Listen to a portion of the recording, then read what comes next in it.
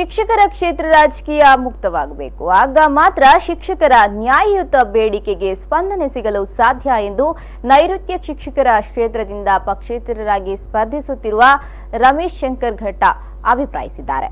ಉಡುಪಿಗೆ ಆಗಮಿಸಿದ ಸಂದರ್ಭದಲ್ಲಿ ಪತ್ರಿಕಾಗೋಷ್ಠಿಯಲ್ಲಿ ಮಾತನಾಡಿದ ರಮೇಶ್ ಶಂಕರ್ ಘಟ್ಟ, ನೈಋತ್ಯ ಶಿಕ್ಷಕರ ಕ್ಷೇತ್ರದ ವ್ಯಾಪ್ತಿಯ 5 ಜಿಲ್ಲೆಗಳಿಗೂ ಪ್ರವಾಸ ಮಾಡಿ ಸ್ವತಃ ಶಿಕ್ಷಕರನ್ನ ಭೇಟಿ ಮಾಡಿ ಮನೆಗೂ ತೆರಳಿ ಸಮಸ್ಯೆ ಆಲಿಸಿದ್ದೇನೆ.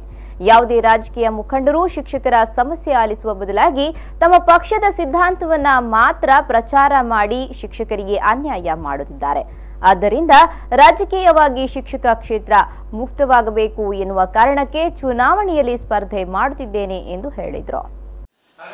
ಶಿಕ್ಷಕರ ಪ್ರೇರಣೆ ಮತ್ತು ಅವರ ಒತ್ತಡ ಅಥವಾ ಒತ್ತಾಸೆ ಮೇಲೆ ಈ ಚುನಾವಣೆಯನ್ನ ನಾನು ಗೆಲ್ಲೋದಾಗ್ತೀನಿ ಅಂತಕ್ಕಂಥ ನಾನು ಭ್ರಮೆ ಇಟ್ಕೊಳ್ಳೋಕ್ಕಾಗೋದಿಲ್ಲ. ಯಾಕೆ ಅಂತಂದ್ರೆ ಇದೊಂದು ಆ ಒಂದು ಎಚ್ಚರ ಕೂಡ ನನಗಿದೆ. ಇದೊಂದು ದೊಡ್ಡ ಹೋರಾಟ ಅಂತಕ್ಕಂಥ ಮನೋಭಾವನೆ ಕೂಡ ನನಗಿದೆ.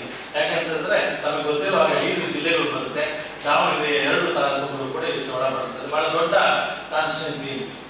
ಹಾಗಾಗಿ ನಾನು ಚುನಾವಣೆಗೆ ಸಿದ್ಧತೆಯನ್ನ ಕಳೆದ 6 ತಿಂಗಳಿಂದ ಮಾಡ್ಕೊಳ್ತಕ್ಕಂಥ ಸಂದರ್ಭದಲ್ಲಿ ನಾನು ಈ ಚುನಾವಣೆಗೆ ಸಿದ್ಧತೆ ಹೇಗೆ ಮಾಡ್ಕೊಳ್ಬೇಕು ಅಂತ ಹೇಳಿ ನಾನು ಪರಿಶೀಲನೆ ಮಾಡ್ತಾ ಹೋದಾಗ, ಅದು ನೋಡ್ತಾ ಹೋದಾಗ ನನಗೆ ಮೊದಲು ಕಂಡು ಬಂದದ್ದು ಮತದಾರ ಪಟ್ಟಿಯಲ್ಲಿ ಇರ್ತಕ್ಕಂಥ ಲೋಪದೋಷಗಳು.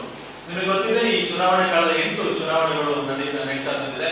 ಪ್ರತಿಷ್ಠಿತ ಕೆಲವೇ ವಿದ್ಯಾಸಂಸ್ಥೆಗಳ ಎನ್ರೋಲ್ಮೆಂಟ್ ಅನ್ನು ಮಾಡಿಕೊಂಡು ಈ ಚುನಾವಣೆಯನ್ನು ಬಹಳ ಸುಲಭವಾಗಿ ಎದುರ್ಕೊಳ್ತಾ ಇದ್ದಾರೆ. ಹಾಗಾಗಿ ನಾನು ಗಮನಿಸಿದ 142 ಹೈಸ್ಕೂಲ್ಗಳಲ್ಲಿ ಇವತ್ತರೆಗೂ ಕೂಡ ಮತದಾನದಲ್ಲಿ ಭಾಗವಹಿಸಿಲ್ಲ. ಅವ್ರು ಹೇಳ್ತಕ್ಕಂಥ ಮಾತು ಏನು ಅಂತಂದ್ರೆ, ಇಲ್ಲಿ ನಮಗೆ ಇದ್ರಲ್ಲಿ ಮತದಾನ ಇಲ್ಲ ಅಂತ